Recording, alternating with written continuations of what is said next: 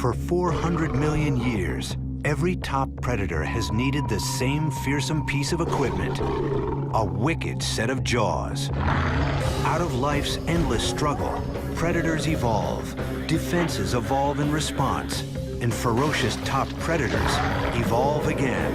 It's a vicious story of kill and be killed, of escape and capture, the story of Jaws.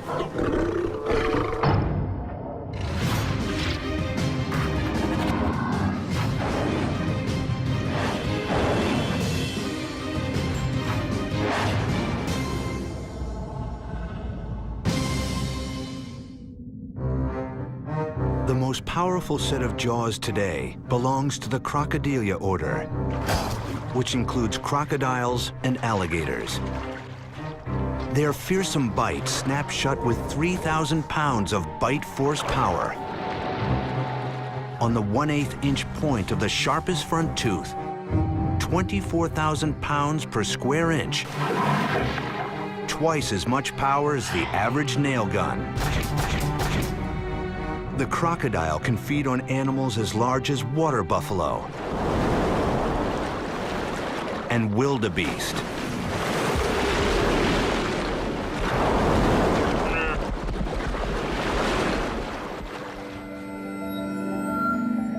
For millions of years, crocodiles and every creature with a powerful jaw has held a huge advantage in the struggle for survival.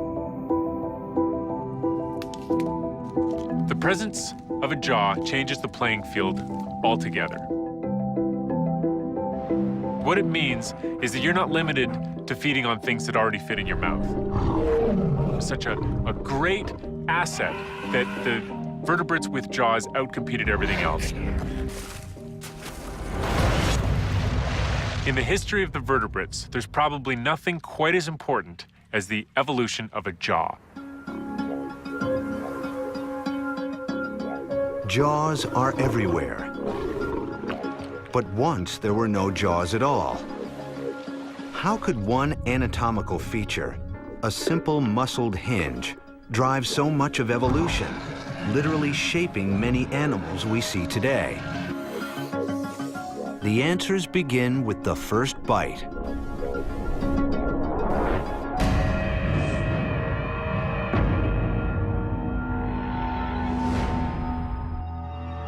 In 1979, these fossils were identified as evidence of the world's first known Jaws attack. This is the first bite mark produced by a jaw, absolutely. It's a lot harder to identify who did the biting.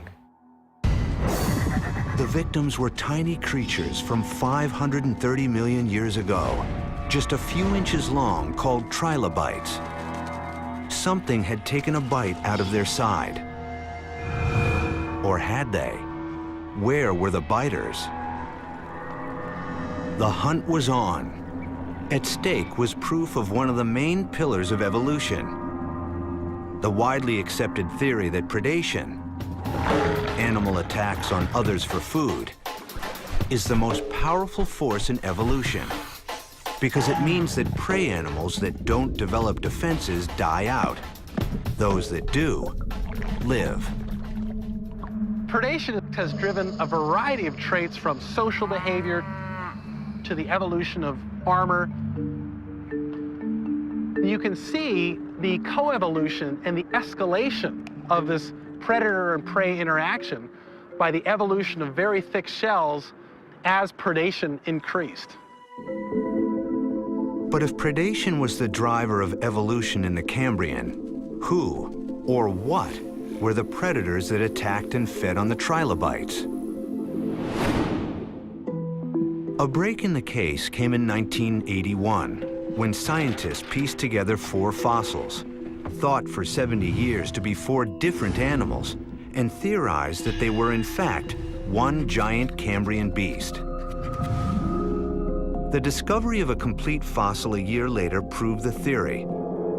They called it Anomalocaris, the strange shrimp. In the Cambrian seas, it was a monster. We're talking up to 2 meters in length And compared to your average trilobite during the Cambrian, which might just be a few centimeters, they really would have dwarfed them. Geologist Bruce Lieberman presides over one of the biggest Cambrian fossil collections in the world at the University of Kansas. One treasure from the vault is this mouth part from Anomalocaris, showing clearly the world's earliest known form of a jaw.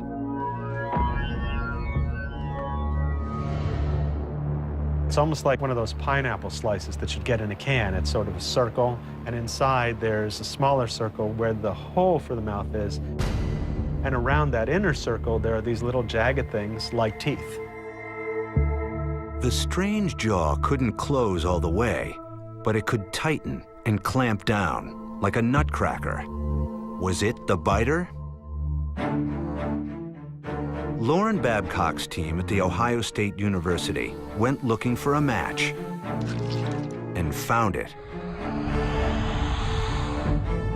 We discovered that the sizes and the shapes of the bite marks matched exactly the size and the shape of the mouth parts of Anomalocaridids.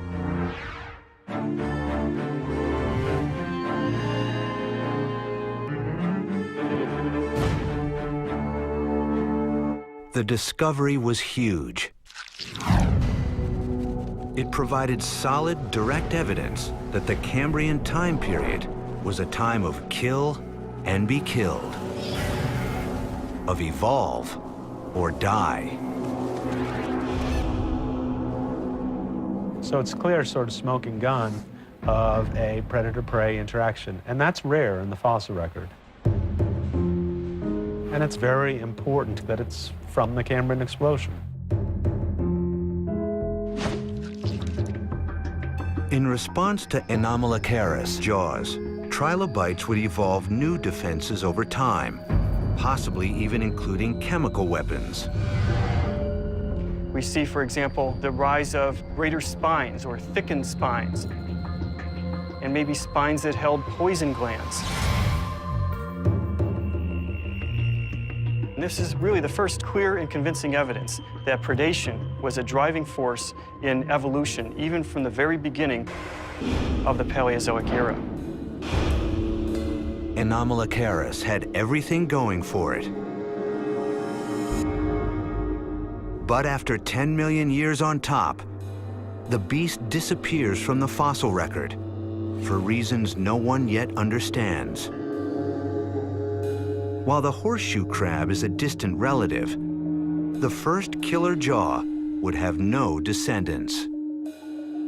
Evolution is, in many instances, a battleground. I mean, let's face it, life is intense out there.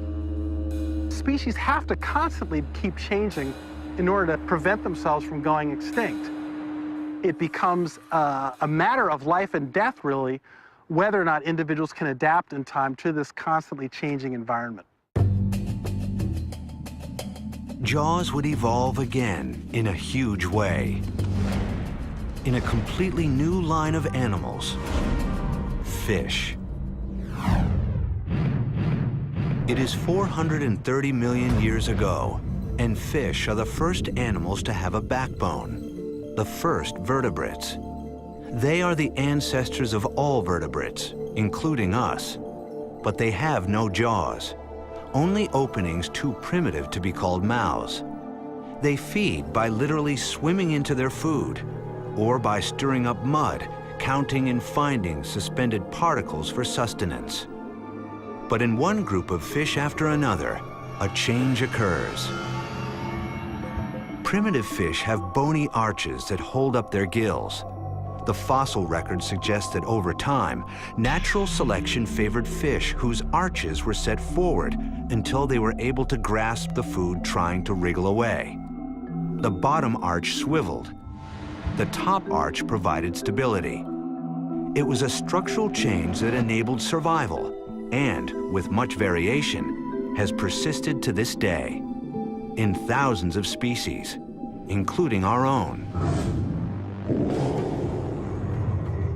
An extinct group of fish called placoderms were the first to develop jaws. This predatory edge made one of them the T-Rex of the seas. The exact nature of the beast's jaws has been a mystery, until now. I'm standing next to Dunkleosteus torelli. It got up to 20 feet long and probably weighed a ton or more, and it was highly predatory. Mark Westneat, zoologist at the Field Museum in Chicago, has been working to unravel the mysteries of Dunkleosteus. Why did its jaws grow so large? How did its strange, toothless jaw operate? Dunkleosteus and other placoderms don't have teeth. They have a large, bony lower jaw that has an enamel covering along the rim, and it is quite sharp at the tip. It's like a meat cleaver. Westneat believes the jaws grew so large and the blades so sharp to crush the hard outer shells of invertebrates that filled the oceans at this time. We think that it had a scissor-like action where the two plates would meet one another and slide past one another, much like a pair of scissors. Westneat devised an ingenious plan combining several methods to decode the biocomanics of Dunk's bite. First, he used forensic reconstruction techniques to model Dunk's jaw and neck muscles, took measurements and calculated their power. This led Westneat and his team to a startling discovery. Dunk had muscles pulling both sides of its jaw up and back. Essentially, a perfect example of the modern engineering structure, the 4-bar linkage, used to multiply force in everything from pruning shears to steam locomotive drivetrains. This two-muscle opening system rapidly opened the mouth hugely wide and slammed it shut just as fast.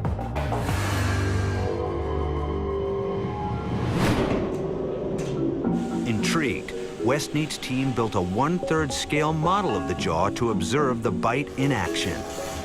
We simulate the muscle properties, the speed and force of contraction of these muscles using properties from modern-day shark muscle.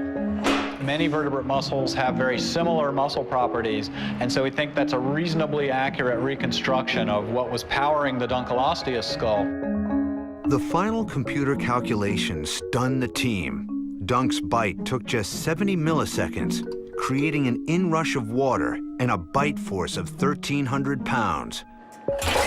Dunk's bite fell like a guillotine, the most ferocious of any sea animal ever. The prey wouldn't stand a chance. But, like Anomalocaris before, Dunk went extinct, along with the scissor blade jaw. Its disappearance, another scientific mystery. Extinction is a very powerful creative force in evolution. Extinction will almost inevitably open up new niches that can then be colonized by other species. Dunk's niche as top predator would rapidly be filled by a creature that would succeed with a new kind of jaw, one that still hunts to this day: sharks. 350 million years ago, Dunkleosteus, the fish with the most powerful bite of all time, disappears from the fossil record.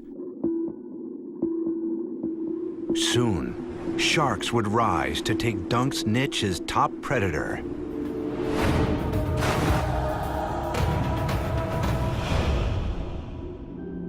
Why did sharks survive and Dunk fail? The earliest sharks were probably lunch meat for Dunkleosteus. Sharks weren't always the top predator. Based on the fossil record, we believe that sharks have been around roughly 430 to 450 million years. And they've been around longer than any other group of vertebrates on the planet today. Biologist Dan Huber's fascination with sharks started early. When I was about 8 years old, a relative of mine was attacked by a shark while surfing off the east coast of Florida. And it just caused this tremendous curiosity in me, and I grew up hanging out by the shark tank at the New York Aquarium.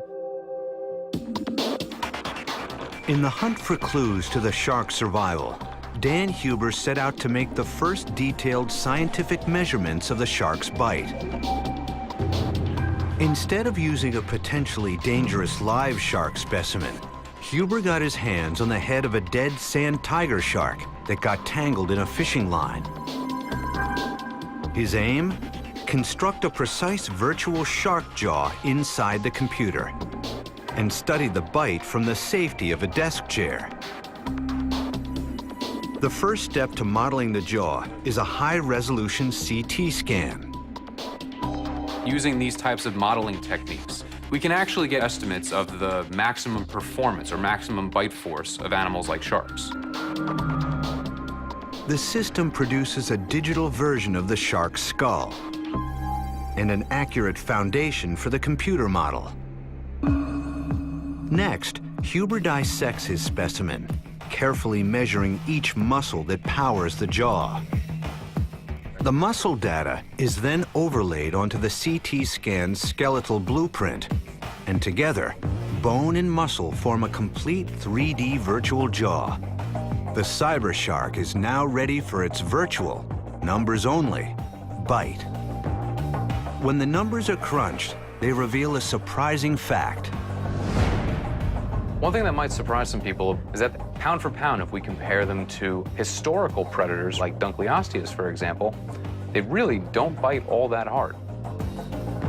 The sharks Huber modeled only produced bite forces of 500 to 600 pounds, less than half the power of Dunk. So if sharks can't dominate with biting power, why have they been so successful? For biologist Cheryl Wilga at the University of Rhode Island, the answers begin with a body built for speed. Think of a shark swimming really fast, chasing its prey. It has this nice hydrodynamic torpedo-shaped profile, which allows them to very quickly maneuver in any direction. Sharks have no bones to restrict their flow. They are built almost entirely of the kind of flexible cartilage we have in our nose. And the shark's jaw placement, neatly tucked low and back, reduces drag. Wilga's after the first microsecond analysis of how the shark bite works. She's studying a small, relatively docile shark called the spiny dogfish. To capture the lightning-quick bite, Wilga sets up a special slow-motion video camera. And then the bait, a slice of herring.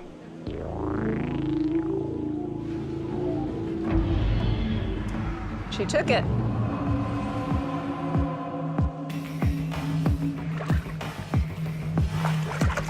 All right, head shaking. That's pretty good. A close-up examination of the video reveals the 5-step shark bite, unique in all of nature. Wilga replays the 5-part shark bite with a live and sedated dogfish. What you see when the shark is swimming is this nice smooth profile here. And when he comes up to food, he elevates the cranium, he depresses the lower jaw, and then protrudes both the upper and the lower jaw away from the cranium. Then when they're done feeding, everything goes back underneath the cranium, and there's a nice smooth profile again. And all this happens in 50 to 70 milliseconds. The scientists call it jaw protrusion. It gives the shark a small but important advantage. You can equate this to, say, a sprint race. If the shark can thrust out its jaws just that much further to grab the prey, he's the winner by far. Just that little bit makes a huge difference. Sharks were fast. Shark jaws could reach out. And sharks evolved teeth perfectly suited to their task. Back in the day, sharks had small, tiny, ice pick-like teeth, more for grasping than anything else. But as several different groups evolved, teeth became bigger, but more importantly, it's the shape of the teeth. If you have a big triangle-shaped tooth that's serrated like a steak knife, it's easy to jab a steak knife into the prey. Razor-sharp shark's teeth also have evolved the amazing ability to regenerate throughout the fish's lifetime. And in fact, the teeth are so sharp that you generally have to wear some kind of heavy-duty glove in order to get close to them. And you can kind of see, as we open up the jaws, there's the teeth that are up front. That's the row of teeth that they actually use to capture their food. But behind each of those functional teeth, there's 6, 7, even 8 teeth waiting to pop into place like a conveyor belt. So that as a shark captures its food and teeth can get ripped out, sharper teeth are ready to pop right into place so that they can keep on hunting without missing a beat. By any measure, one of the most successful life forms of all time, the shark has remained the top predator of the seas for over 300 million years. Its jaws unmatched. But successful evolution is about the right tools for the right environment. A new kind of jaw would evolve when one lineage of fish took a bold step and moved onto dry land. 300 million years after sharks became the top predator of the seas, T-Rex was the top predator on land. But the T-Rex jaw was not descended from sharks at all. How did it happen? How did T-Rex get its bite? And how could one line of fish like these, with backbones and skeletons, but no bite to speak of, survive on land?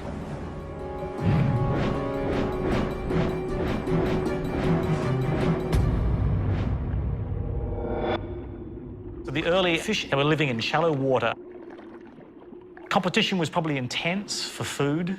If you can gain food in new ways, that's always an advantage. Harvard biologists Charles Marshall and Molly Markey study the strange transitional creatures that lived in shallow water 370 million years ago. They were fish, but they seemed to be on their way to becoming the world's first reptiles. They had fins with fin tails on them. They had gills. And then their fins started to take on structures that enabled them to support their bodies on the bottom. And so it looks like they were beginning to locomote on the bottom using their proto-limbs. Marshall's research reveals that these limbed creatures, called tetrapods, evolved jaws that were also more reptile than fish. This computer simulation, based on fossil skull measurements, shows the early tetrapod jaw in action. They're biting, not sucking, which is really interesting. Fish, for the most part, suck. Because water is very viscous, it supports the food particles well. They open mouths rapidly, which pulls a column of water with the food in it into their mouths. It's possible these guys were acquiring food in a new way, which required biting in the water. This basic life form combination, limbs, a skeleton, and a strong bite, set a successful pattern for many creatures to come, including us. Human beings still have the same form of jaw. 10 million years after they first emerged, tetrapods, having already evolved the biting jaw, were well suited to make the move on land. And once they made the move, their success was stunning. Fast forward 240 million years and thousands of species have inherited this new biting jaw. By the age of dinosaurs, survival is a bigger, faster, stronger game. Big-jawed meat-eaters on the offense, small-jawed herbivores on defense. Carnivorous dinosaurs evolved better weapons for killing. More powerful jaws, teeth that were more effective for slicing through flesh, bigger claws, and so on.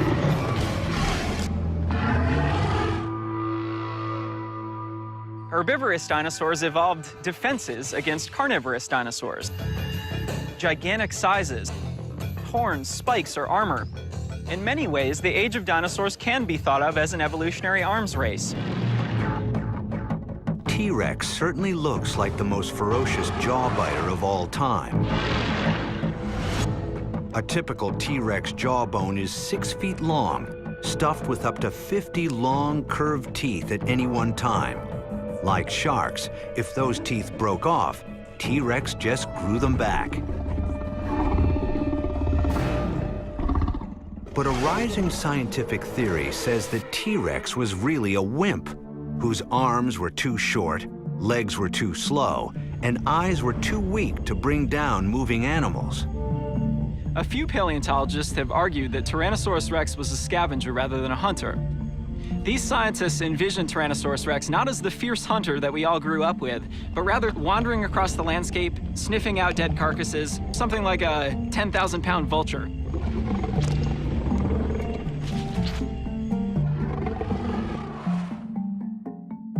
Gregory Erickson is a paleobiologist and a champion of T-Rex. He is having none of it. Tyrannosaurus rex arguably was the most lethal terrestrial animal ever to have existed. It could easily bite through a bone like this. Erickson first became involved in the T-Rex debate in the 1990s, when as a graduate student, he analyzed this rare find, a Triceratops pelvis riddled with exactly 58 bite marks.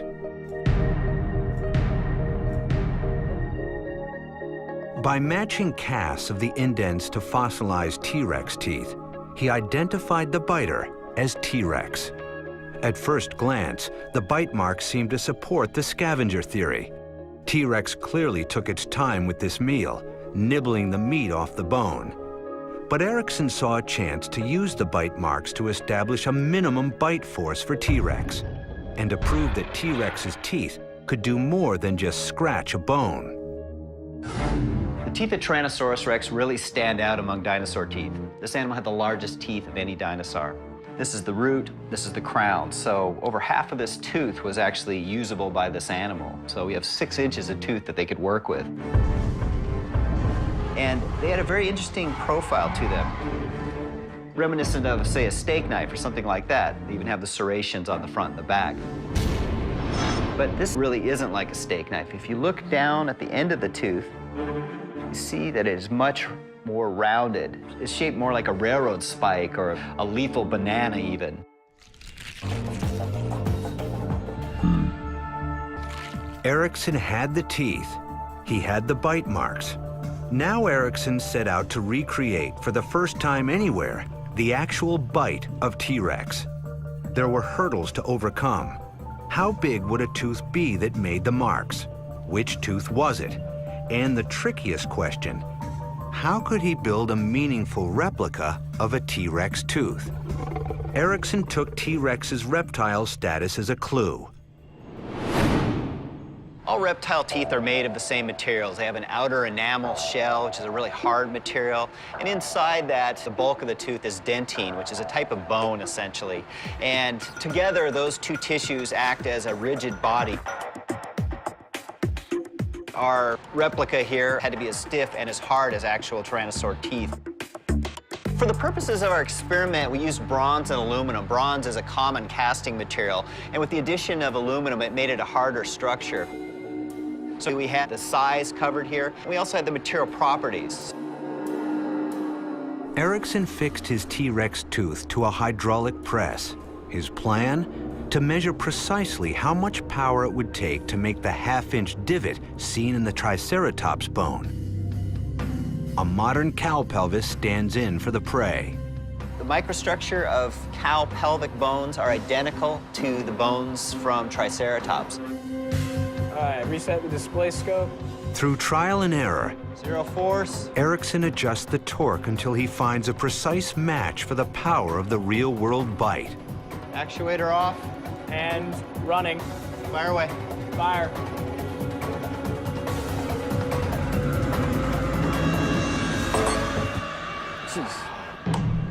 Punch right through it, Paul. Oh. Man, you wouldn't want to get bitten by that. How much force, Paul? About 3,000 pounds. 3,000 pounds. Averaging many trials, Ericsson's final result was 3,400 pounds of bite force, matching today's crocodiles for the most powerful jaws ever on Earth. And that's just a start. Probably both sides of the dentition were engaged when this animal was biting too, so it's probably twice that much, which would put Tyrannosaurs as having bite forces at approximately twice that of a large alligator today. It doesn't mean the Tyrannosaur was biting at full force. I suspect that Tyrannosaurs could generate bite forces perhaps 3, 4, 5 times greater. Ericsson's work doesn't prove that T-Rex didn't occasionally scavenge, but it does show that this ferocious giant clearly had all the tools for the job of top predator.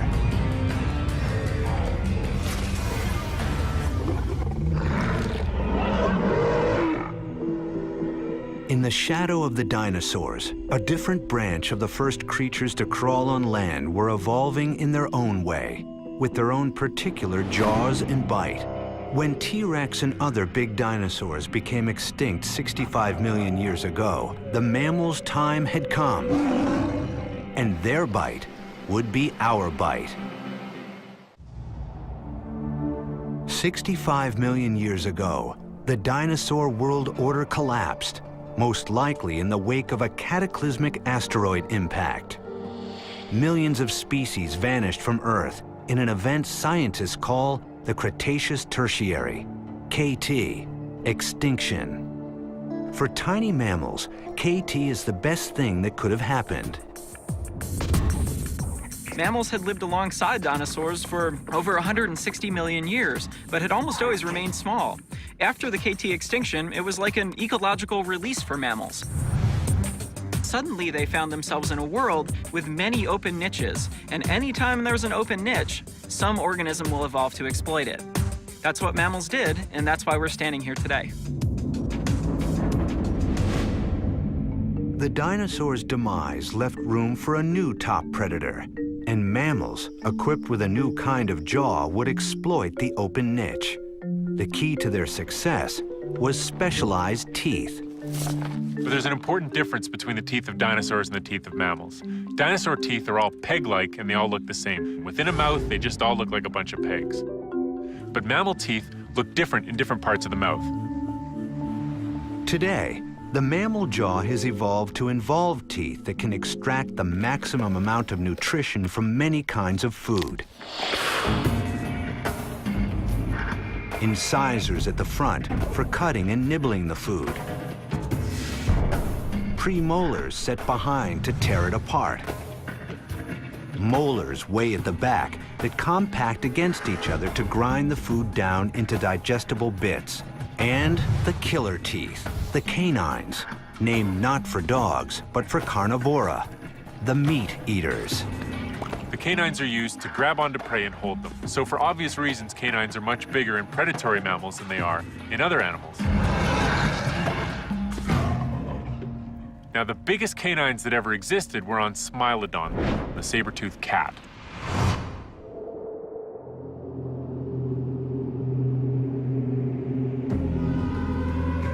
Smilodon, the saber-toothed cat, ruled the Americas from 3 million to 12,000 years ago.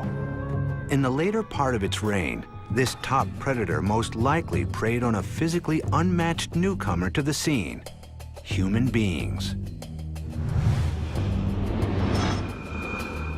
For scientists, Smilodon's strange and enormous 8-inch canines are a fascinating mystery. Why did these big cats evolve such extreme jaws? That's what anatomist Frank Mendel wanted to find out. Animals don't develop structures without presumably some use for them. And so the question is, what did they do with them that would make it worth evolving in this direction? Mendel devised the first ever practical experiment designed to answer the question, how did Smilodon kill? First, he headed to Texas for a study of Smilodon's relatives at a big cat sanctuary. These are the closest living analogs we have for Smilodon. Lions and tigers with 3.5-inch canines are no saber-tooths. But Mandel believes that their kill techniques will help him get closer to solving the mystery of Smilodon's bite. Modern-day big cats bring down very large prey, sometimes 5-6 times bigger than themselves. And they use their claws and teeth to pull themselves up until they can get a bite on the throat. And then they clamp down on the throat. Surprisingly, the lion's bite force is relatively mild. The lion's chokehold often does not even break the skin. Scientists assume the big cats are strangling their victims, but Mandel has a different idea. My concept is that they are squeezing on the arteries, which cause these animals to pass out in 3 to 5 seconds, applying a sleeper hold in effect. The cat must then hold that for 3 to 5 minutes to deprive the animal's brain of oxygen, and so the animal's now brain dead, and it won't fight with or give the cat any grief. One problem for the lion is that the scent of the 5-minute kill alerts nearby scavengers to fresh food, courtesy of the lion. If you're there with a bunch of other predators, crocodiles, hyenas, other cats, then those animals will come, if they can, and take it. Smilodon's bite force is even less than the lion, so a 5-minute death grip is unlikely. And evidence in the fossil record suggests these big teeth could break off in a protracted battle with enormous Ice Age prey. So how did Smilodon dominate life in the Americas for nearly 3 million years?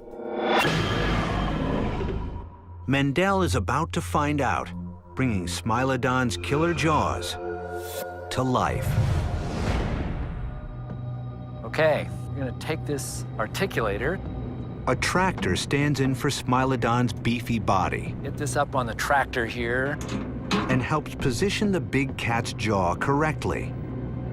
The jaws were made from a cast from a real specimen. As a stand-in for one of Smilodon's large herbivorous prey, Mendel uses the carcass of a cow already earmarked as food for the big cats at the research facility. All the animals used here died of natural causes or were in critical condition and humanely euthanized. First, Mendel tests one prominent theory, which suggests that Smilodon might have chased down and eviscerated its prey with a disemboweling wound to the abdomen. So the first thing we want to do is align these teeth. Here's where we want to be on this animal's belly, right about here. There's no rib here. This is abdominal wall, so this is clearly a vulnerable area. Down. Keep coming, keep coming. Smilodon could pivot its lower jaw down a very wide 110 degrees. But even then, the 8-inch canines would only have 3 inches of clearance. Would the clearance be enough to kill? If we can get a mouthful of skin, the canines don't actually make contact. They don't bury themselves in the belly wall at all. So this belly bite, for me at least, is a very unattractive hypothesis. It seems a bit of a stretch. If the belly bite is out, what were the canines for? Mendel's theory goes straight for the jugular. Pretty nasty wound here. Why did the Ice Age predator Smilodon, the saber-toothed cat, evolve his 8-inch canines? Anatomist Frank Mendel is about to test his theory that the huge daggers helped the big cat go for the throat, even though their big teeth could not survive a protracted struggle. We've taken the articulator off the tractor, put it on the ground, and we've now placed it in front of the animal's neck.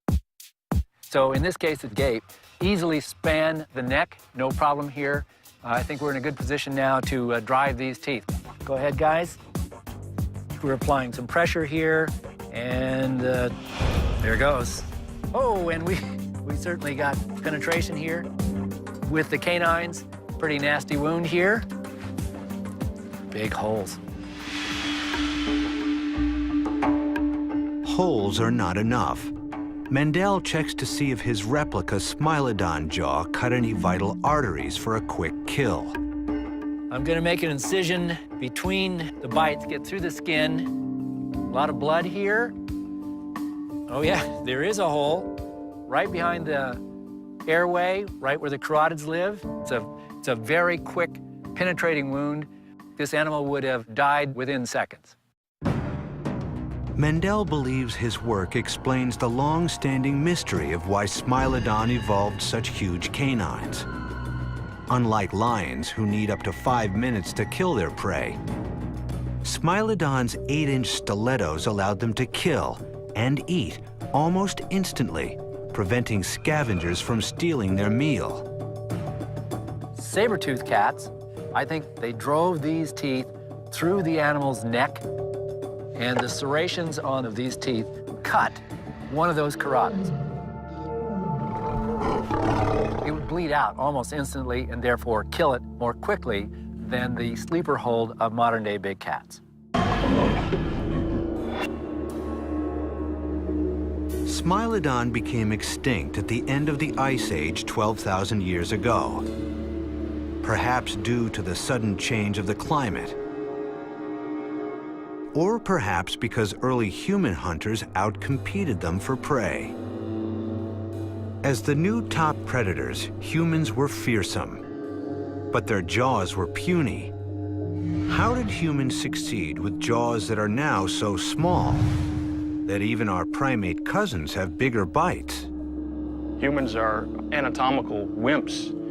Compared to a chimpanzee, we are weaklings. Scott McGraw is an evolutionary anatomist who studies primates and the extinct relatives of humans, hominids.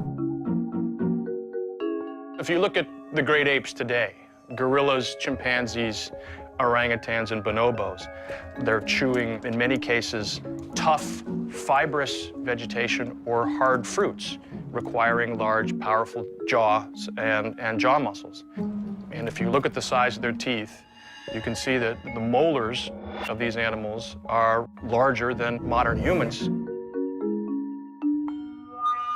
Sometime around 1.8 million years ago, our hominid ancestors, who had been standing on 2 legs for some 4 million years, lost most of their body hair, grew their brains, and walked right out of Africa to spread across the world.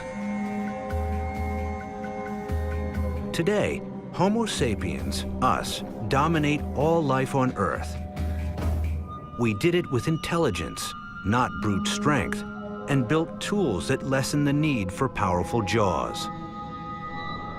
During human evolution, there was clearly a transition from physical strength and the strength in biting, for example, to using our brains. Essentially, we were able to outwit our predators, and so there was a transfer of weaponry from the physical individual to the tools that that individual used.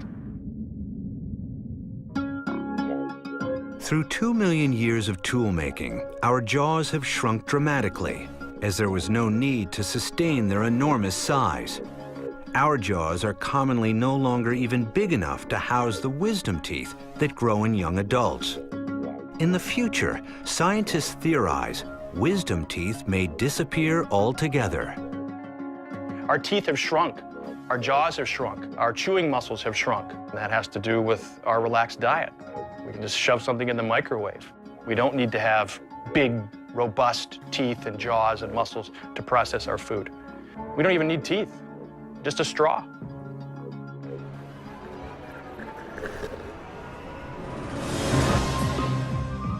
For 500 million years, many top predators have had the strongest bite in their environment.